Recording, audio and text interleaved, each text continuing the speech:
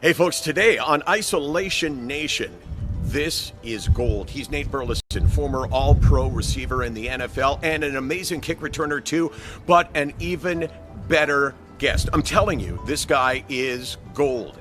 Now, not only do we want to play the full interview and make it the full show, but also we wanted to show you some of the exchanges beforehand. My experience is, and it's kind of like the LANDSBERG way, it doesn't work for everyone, but on Nate, it certainly did work. Here's the deal. Nate Burleson, beforehand, we had to do two things. Create a bond between he and I so he'd relax and have fun, and also learn about the boundaries. I'm going to ask you a question now, which feel free to say, rather not talk about it. Or the answer, maybe is no or yes, but do you have experience in the past with mental health challenges, either your own or from people you care about? Yeah, no doubt about it. And I'm willing to talk about it. So at that point, we knew this was going to be really significant because the goal was to find out what the boundaries were. And clearly he was willing to go anywhere. So that only left one thing, create the bond. And to really do that, and this is where sometimes I take a gamble, you need to both give and take compliments and then take them away. Here's the give. I told my daughter just before we came on, I said, we are going to bond so much, me and Nate, because like I watch you, and guys who get me are guys with a sense of humor, and they go, okay, and I could tell that right away. So you give the compliment, but then so he respects you, you take it away. Yeah, just so you know, because Nate said, if we don't do this now, I'm out of here. No, I'm good, man. Hey, listen, it is quarantine time. I have all the time in the world. We're good. And then, of course, you got to give it right back. Love Nate. He's a great guy. And just to make sure that he respects you, you take it away. All right, let's do this. So we're coming out of your rap, and I'm going to say how good it is, and then I'm going to turn on you. All right. And that was it. About 3 minutes, all of that.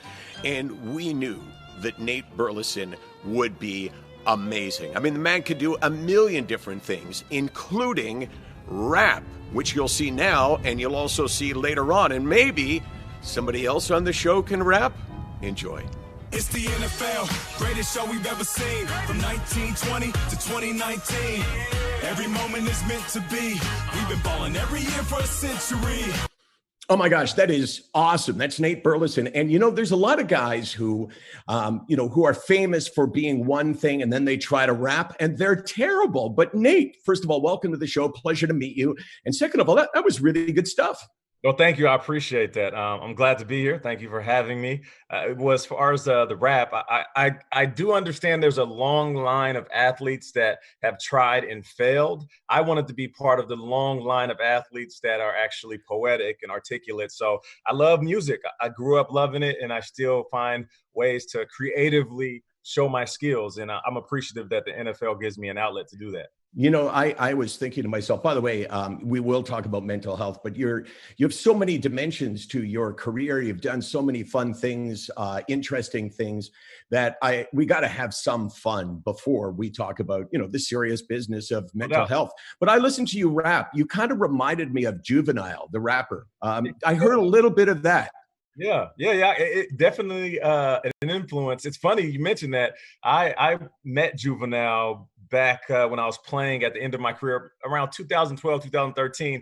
And I met him and I went up to him and I'm just like, hey, what's up? My name is Nate. I'm a big fan. And I was with a group of my teammates and they look over at me talking to Juvenile and I'm like bouncing up and down. So then I get back to the group of guys and they're like, what were you doing over there? And I was like, I just started freestyling. And they were like, well, why would you freestyle the Juvenile? And I was like, I don't know, man. Maybe he would sign me as an artist. And we all laughed about it because their response was, you're a football player, bro. They're not going to give you a record deal. Just relax. So I'll take that as a compliment, sounding like Juvenile. Yeah. And it's, okay, I got to admit, I knew that story. That's why I threw out the name Juvenile randomly. You are very famous because you were at one time the state record holder in the 300-meter hurdles. Who the hell runs the 300-meter hurdles? And people that are crazy. I never ran the hurdles my entire life until my sophomore year. And we were sitting there and the coach said, all right, guys, let's get ready for the season. Who wants to run 100? And I didn't think I was the fastest, so I didn't want to run the 100. They were like, who wants to run the 4? I hate long distance. So they were like, who wants to run the 3? And I was running out of events. So I was like, oh, all right, well, I'll run the 300 low hurdles because it sounded easy, and it definitely wasn't. But what I realized is it helped me run faster in my other sports, and it helped me jump higher in basketball. So before I knew it, by my senior year, I was one of the best in the state. So that's definitely old Nate. I'm 38 now, so I don't have the same type of burners. Yeah, my shot at you was ultimately, what's the 300-meter hurdles? I know the 110. Right. I know the 200. I don't think Edwin Moses ever ran the 300-meter hurdles. But having said that, let's talk about how you're doing at this time, COVID-19. You work for the NFL Network. You do a morning show. I imagine, like me, you're doing your show from home. Am I correct? Yeah, you are correct. I have a home cam set up. They brought in everything, so I got the full deal, just like I have in the studio. It's set up downstairs in my basement. So I wake up around 5 every morning. We have a production meeting at 5:30. We're live at 7, from 7 to 10, and then I spend the rest of the day hanging out with the family, training my 2 sons, and then also doing stuff like this. So it's tough, just like everybody else. I'm dealing with quarantine, but I mean, I got a question for you though, because most people are complaining about the little things. The women are saying, well, I can't go get my nails done or my eyebrows done or go get waxed. And the fellas are like, well, I can't go get a haircut. I can't go get, the typical things that make me feel sexy. And you're over here with the Superman swoop hanging right over the top of your head. And when everybody else is looking grizzly, what's going on, bro? Okay, well, first of all, the streak in my hair, you're going to go, come on, no way. It's actually natural. It's called an albino streak. It's a birthmark. When I was born, my mom said, like, why does my son have 2 different colored hair? And they said, it's a birthmark like anything else. Right. But, it's a weird time. I mean, I so wish I lived in the state of Georgia so I could go get my nails done. I could get a tattoo perhaps at the same time. And then you and I could go bowling. Right. And then we can go share drinks at the bar and then, rub our eyelids together just to make sure that we're as close as possible. Exactly. I made a joke to, I told you I used to host a show called Off the Record, and Gary Payton, the glove, was on every week during the NBA season for a couple of years. And I don't know how it came up. We were talking about it, and we talked about bowling. And I said, well, black guys don't bowl, right? And he goes, what are you talking about? I said, well, it just didn't, it's not very cool. It just didn't seem like. He goes, I got 2 bowling lanes in my house, and I'm going to send you a picture right now. And it's like, wow, was I ever wrong? Yeah, black guys definitely bowl, and we love it. The only thing that's funny about black people is, especially like the young, hip ones, like they'll get there, and then all of a sudden, as much trash talk as they've been talking, they're like too cool for the shoes. And I'm like, bro, you're already here. We made the commitment. Like, your Jordans don't even look good on the lanes. Just put the shoes on and let's bowl. So yeah, I definitely love to bowl. That's awesome. And that's funny. Okay. So now, the mental health thing, COVID-19, you're isolated. It sounds like you're doing really well with it because, you're still working, which is a big thing. Yeah. I'm assuming that the people that you love the most in the world are doing okay. Yeah, doing good. I haven't had too many people that are close within my circle of friends and family that have been impacted. But I do know by association people that have been heavily affected by this. So it's tough because you wake up every day and you have your own individual blessings. You look in the mirror and you're thankful for not being out of work or having full health. But then in the same breath, you start to think about all of the people that are dealing with so many different things. So, my heart goes out to everybody dealing with things that, just being honest with you, quite frankly, that I don't have to deal with. Yeah. I mean, that's, my attitude is at this point in life, at this point in the existence of the planet Earth, if you're not sick, if the people you care most about are not sick, if you're still able, if you're still employed and getting a paycheck, then don't complain about anything. But, in our lives, I mean, I told you that, for me, it's been depression, which has crushed me at times over the last 20 years. What is your experience in the past with mental health? Well, I remember the middle of my career. It's the first game of the season. I'm with the Seattle Seahawks, and we're playing against the Buffalo Bills. And I'm starting off the game. I tweak my knee. I don't know what's wrong, but something's wrong. My calf starts to cramp up. But then shortly after, I score a touchdown. So in my mind, because I'm a little bit of a glutton for pain, I'm like, I'll just fight through the pain and figure out what's wrong with my knee later. And I remember my trainer at halftime said, Nate, you should probably sit out. Something could be wrong. You have a high tolerance for pain. I wouldn't press your luck. So I said, no, we're good. If I can walk, I can run. If I can run, I can play. Just typical, bravado that I don't live with now. And I go out there in the third quarter, Matt Hasselbeck, he looks at me, and I'm wide open. I plant my left leg, and I'm thinking to myself, as soon as I catch this ball, I'm going to score my second touchdown, and I'm going to have a Pro Bowl season. 2 touchdowns in the first game of the season? Oh, I'm going to have like 15, 16 touchdowns. And my knee gives out. I'm on the ground. I'm kind of rolling around. It's not really painful. And then the trainers come over, and they're like, are you okay? What happened? I'm like, I don't know. You tell me. Who hit me? Who tackled me? And they were like, well, you were all alone. What are you talking about? I'm like, no, somebody hit me. They're like, no, your knee just collapsed. So I fast forward. After a long flight to Seattle, I walk into the equipment room, I walk into the training room, and the doctors are in there, and they close the door, and they're looking at me like my dog died. And they're like, sorry, so sorry. We misdiagnosed you on the sideline. You tore your ACL. Now, that didn't really put me into a funk or a depression. That came later. All that did was put me in a space where I had to look at the game from a realistic standpoint. At that point, I thought to myself, okay, how much money have I saved? How will depression actually hit when I was in Alabama, where I went to get my surgery? I went to Dr. Andrews, who is world renowned. He does all the surgeries. And I'm sitting there in this hotel room day after day. My wife was initially with me, and then she leaves to go back and be with the kids in Seattle. So now I'm in Alabama, a place I've never been. I go to my hotel every day, and pre-surgery, post-surgery, rehab, it's the same routine. So it's things that I started to think about as I reminisce on this very depressed state I was in. I would listen to the radio, and I wanted the announcers to say my name. This is a few weeks later. I wanted them to say, oh, how they desperately miss Nate, or, we can't wait till Nate gets back, but they didn't. And it hit me because for the first time I realized I was indispensable and I wasn't as needed as I thought I was.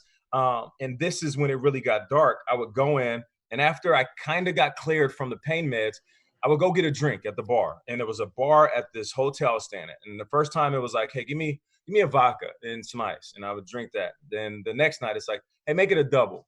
A few days later, it's, you know what, just I don't want any ice. Just kind of fill it up really good, man. And a week later, I remember walking into that same bartender who saw me every day. Hey, Mr. Burleson, how you doing? How's your knee? I said, hey, listen, don't tell anybody, but here's a $100 bill. Could you give me a bottle of vodka and just send it up to my room? And one day I'm drinking the vodka straight. And I go to sleep fully clothed. And I'm not a guy that goes to sleep and passes out.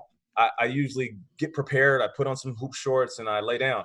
And when I woke up with my shoes on, my pants still on, the outfit I wore from the day previous. And what was eerie about it was I woke up like with my arms kind of semi-folded.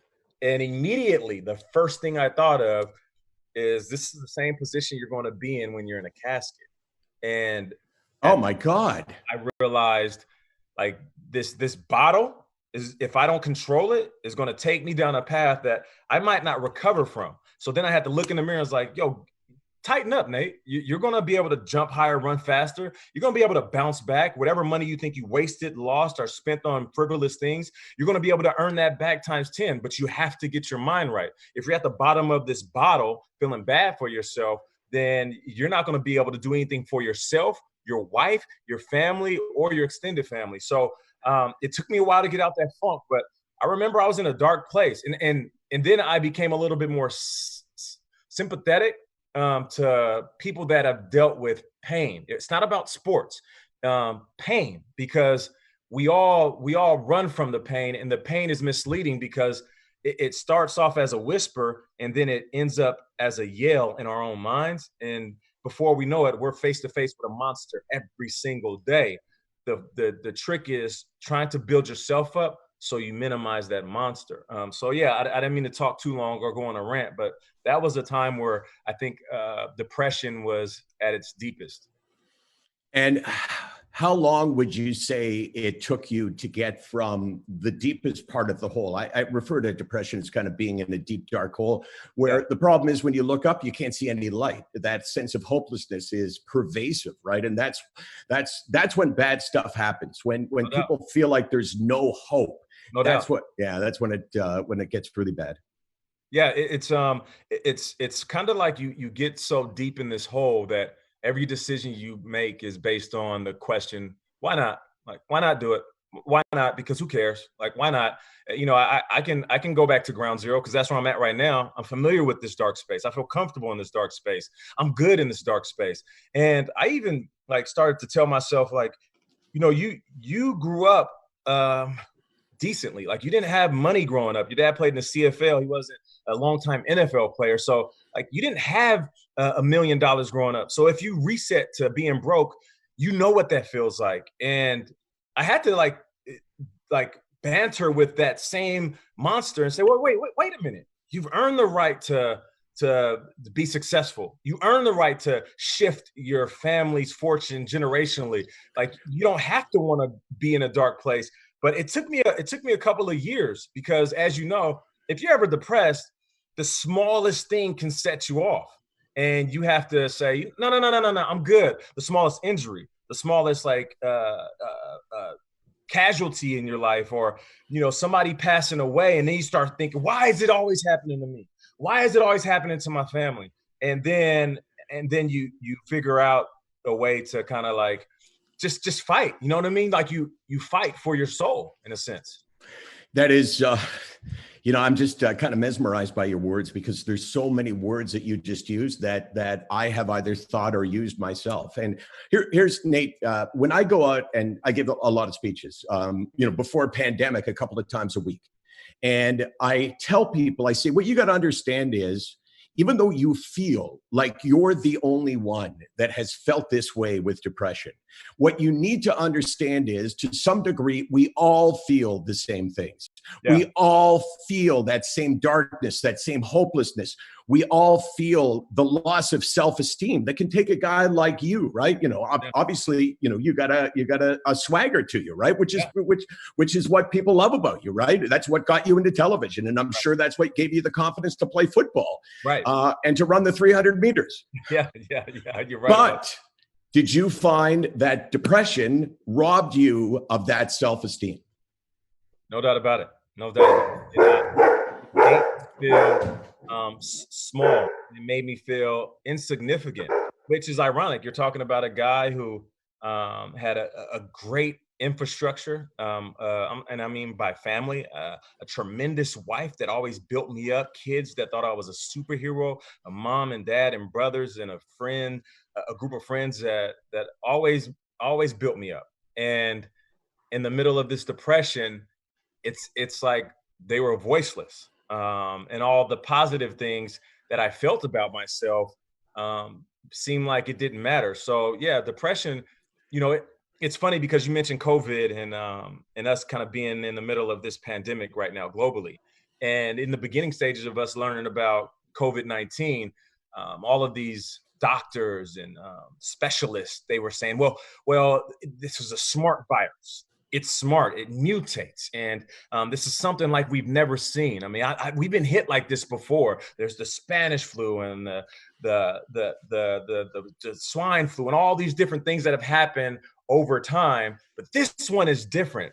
This virus is different, and I find there to be similarities when talking about depression and talking about smart viruses like this. And what I mean by that is, depression is also smart. Depression also mutates. Depression is also something that we have to fight. Depression is also something that we shouldn't fear to the point that it causes us to give up, but we should respect to the point that we know more about it. That way we can play better defense and then go on the offense. That's what we did as a country. That's what we did as a world. We went on the defense. We shut down quarantine. All right, let's figure out a way to fight this. And now we're about to be on the offense, and we're going to get past this. The same thing with depression. If you understand that depression can attack your mind, it can attack your words, it can attack the way you look. So it's very physical. It can attack the way that you question your existence. So it's spiritual. It can cause you to harm yourself. So it's evil. That right there sounds like the worst mutating virus of all times. And if we understand that about depression, then we'll have a better chance of beating it when it does rise up in our system. Yeah, hold on one sec, Nate. I just wanted to say something to my wife, Karen, and my daughter, Casey. Nate Burleson is unbelievable. Like, seriously, like, I'm listening to you and I'm going, wow, like you're my brother, man, because what you just said about depression is something that I've tried to beat into people's heads for 10 years, especially the last 4 years. Yeah. Depression is, tell me if this resonates with you. Depression is like, you tell someone all of your worst insecurities, all of your worst fears, all of the things that you really desperately don't want to be you, to happen to you. And then that person betrays you, gives that list of things to your worst enemy. And your worst enemy comes out and starts telling people exactly how inferior you are, how you're no good, all of the things you fear. And you hear this in your head over and over and over again. Yeah, and not to mention the visual perception of what we think depression is, along with everything you just said. It is like the culmination of all of the scariest monsters we've seen in our lives. So when you were 5 and you believed in the boogeyman under your bed, depression looks like that. When Freddy Krueger first came out, depression looks like when Michael Myers and all of these different like bad, dark, evil things you've seen over the course of your life, depression takes that shape in that form. So it pumps fear in you and it paralyzes you. It's like a snake bite. You get hit with it, and initially it's just a couple of circles in your arm. And you're like, oh man, you start scratching at it. Before you know it, it's spreading. And if you don't get to it before it paralyzes you completely, it can be fatal. That is that perfectly expressed, and I thought I knew everything. Then I hear you and I go, wow, I guess I didn't know everything. A couple of things. Number one, you did make a mistake. You said the boogeyman under your bed. The boogeyman is never under your bed. The boogeyman is, right? In the basement. He's in the basement to your house, and he was in my parents' house. And when I used to walk up the stairs when I was young, I would run up. Yeah. Because I was desperately afraid that the boogeyman was going to get me. But once I got upstairs, my grandmother lived with us. She was like 85. Yeah. I would go, oh my gosh, I'm safe. My 85-year-old grandmother will save me from the boogeyman.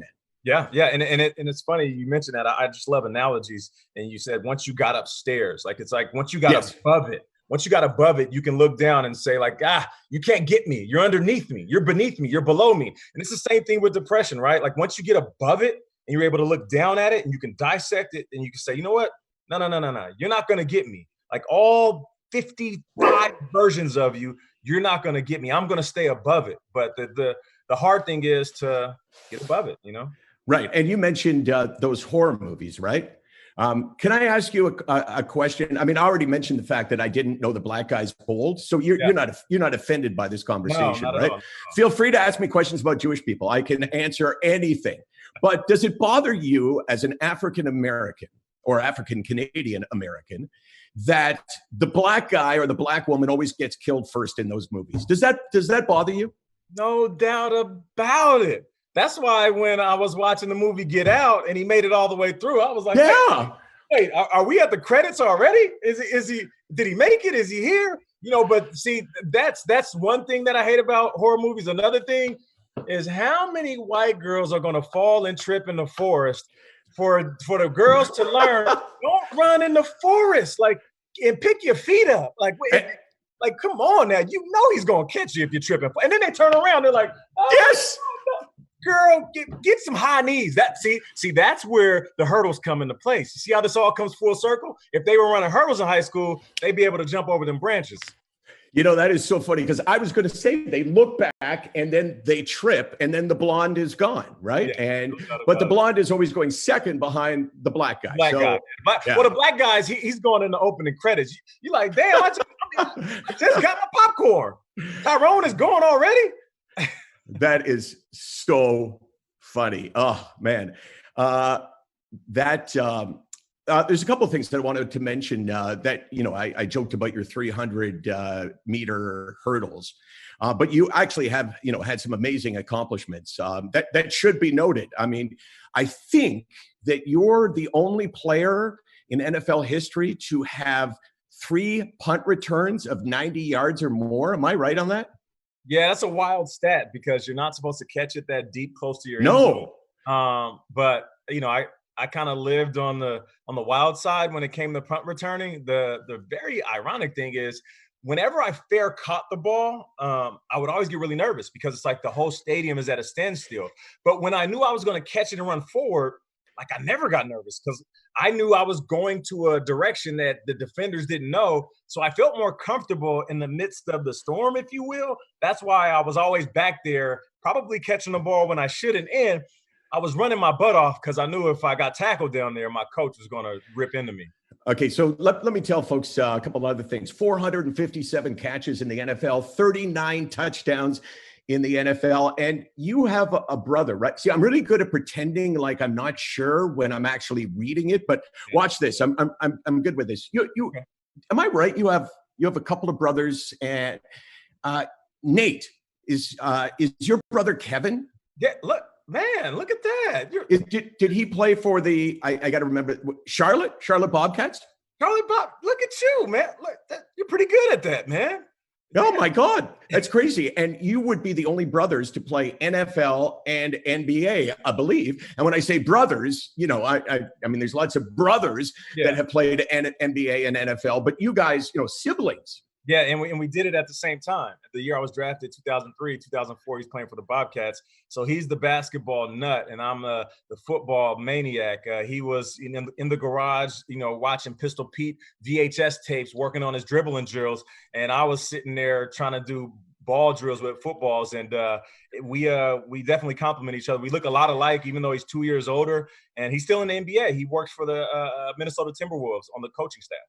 That is that's all unbelievable. I mean, your whole family, right? Everybody played. Your dad played. Your dad was an all-star in the Canadian Football League as a defensive back in 1979. Name one player on the 1979 All-CFL team. Just one player, Nate. That's all I'm asking for. One player on the All-CFL team. 1979. I have it in front of me.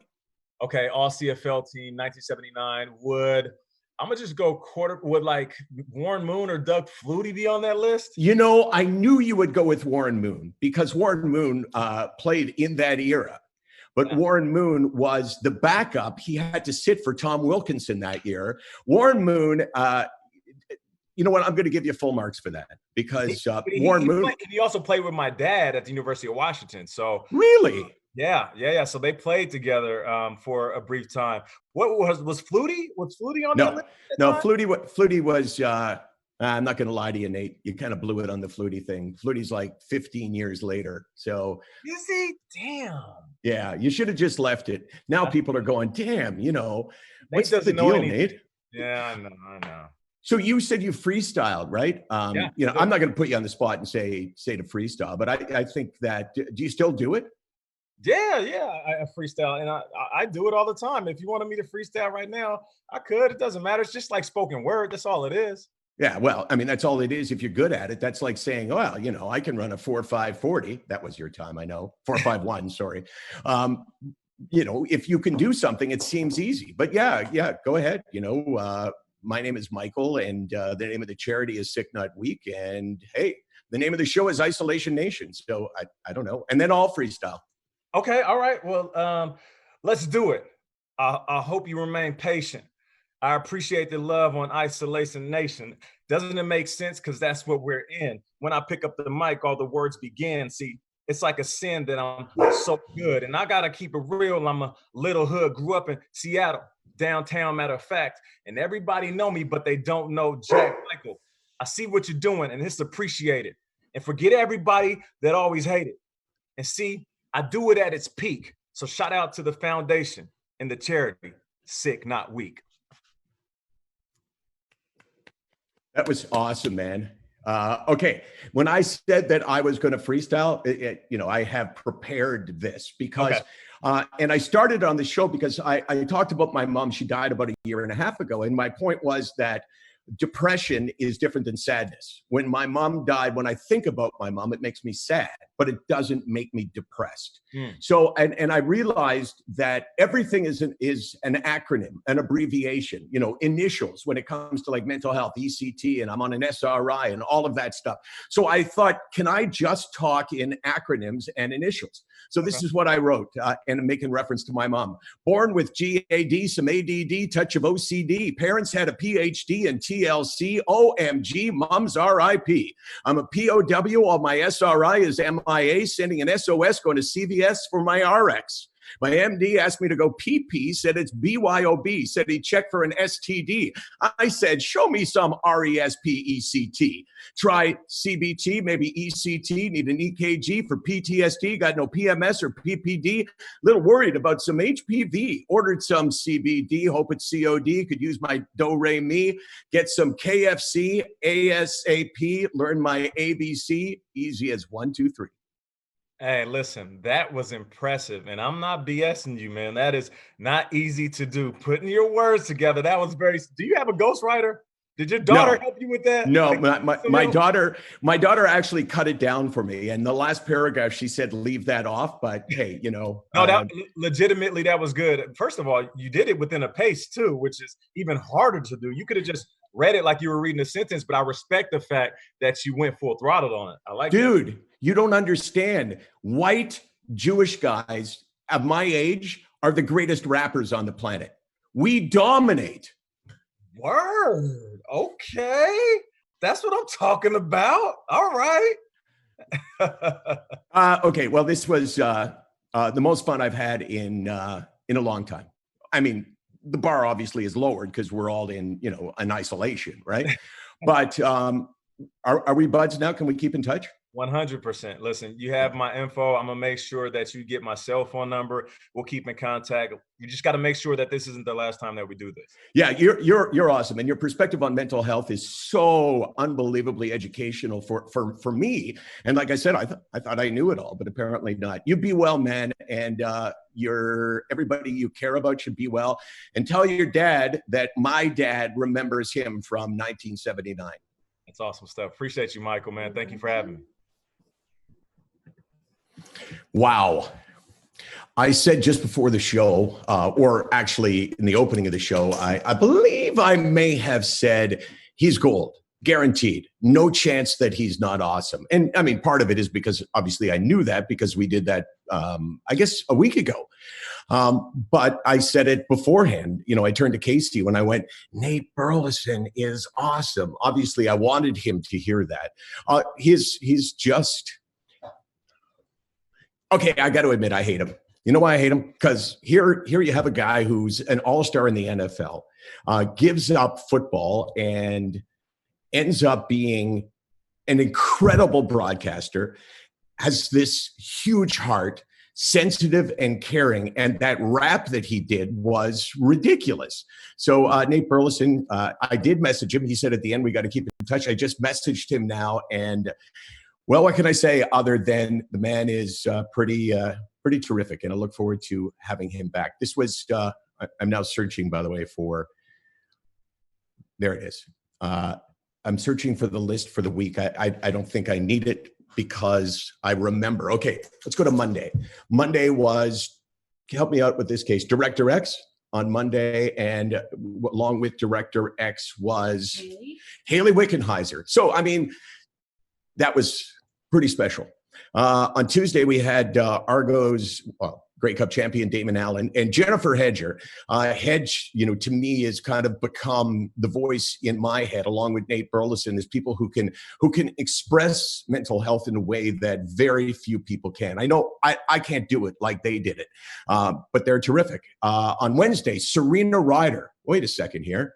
This is like this romance I'm having with guests talking about them, because Serena Ryder was just so revealing and just so candid and just so open. And she's a phenomenal musician. And the fact that she left nothing out of her story made it really pretty remarkable. And then we had Mitch Marner as well. So, Mitch Marner, Toronto Maple Leaf, cool little 23-year-old guy who happens to be involved in a dozen charities, including his own, which is the Mitch Marner Assist Fund.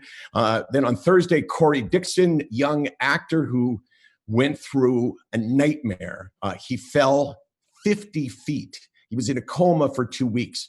He couldn't walk for a year, in fact.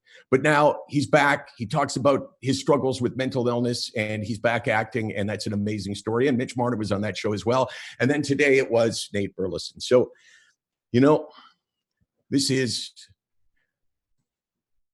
I hesitate to say it because it sounds insensitive, but this is the most fun, the most rewarding, the most poignant, the most amazing thing that I've done, that I've had the gift to have in so long, maybe ever. It's just really cool to be sort of all roads of my life leading me here. And I just feel blessed to do it. Plus, I get to work with my kids, both Corey and Casey work on this show.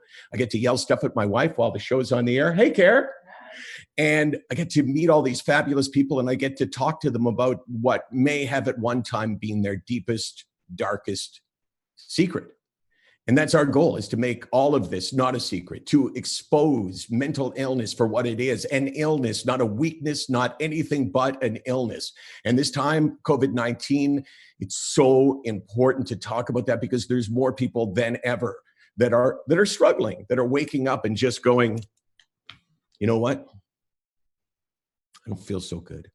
And if that's you, share it. If that's you, spread it. Because the more you talk about it, the more, for some reason, you release it. It makes a difference. SickNotWeak, that's our charity. It's a SickNotWeak foundation. Our goal is to show people that mental illness is a sickness, not a weakness. We're back on Monday to do this again. Spread the word. We want people to watch it because we're proud of what we do and we think it's important. And as we wrap this up, thanks to Jansen for saying to us, I guess it was about 6 months ago, Case? About 6 months ago. They said to us, we like the SickNotWeak belief and philosophy. We want to help you get the message out there. Tell us what you want to do, and we'll help you make it happen. And they did.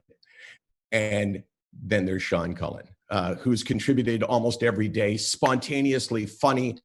This is Sean Cullen doing our weekly recap. First time we've done it. Let's listen to Sean summarize the last 5 days on Isolation Nation. Have a really good, safe weekend. And if you're struggling, tell someone. At the very least, tell me. Roll it, Phil. Tell me. My phone number is... So let's take a look back on the week that was. Isolation Nation, reaching folks across the nation. Michael LANDSBERG, he never shuts up, but it's all in an effort to cheer us up. And Monday there was Haley Wickenheiser. I love her and I won't despise her. Director X, don't you know, he told us of his latest video. And on Tuesday, there was Jennifer Hedger. She's the top of the TSN ledger. Damon Allen, there's no other. I like him way better than his brother. On Wednesday, Serena Ryder. She showed her Peterborough prider. Mitch Marner, he did 2 parts, and that's 'cause he has such a huge heart. And on Thursday, Corey Dixon, I like him better than President Nixon. On Friday, Nate Burleson, he's a man, he's not a girlson, but that's not a bad reflection on girls. We need them in this crazy world. So what a great week, thank you, Michael. There isn't much that rhymes with Michael, unless it maybe is, don't forget to recycle. That's good. Hey, Michael, don't forget to recycle, but don't recycle your guests next week. That would be a real disappointment. There you go, Michael. You had a big week, and I hope you have another big week next week. Thank you for having me on the show.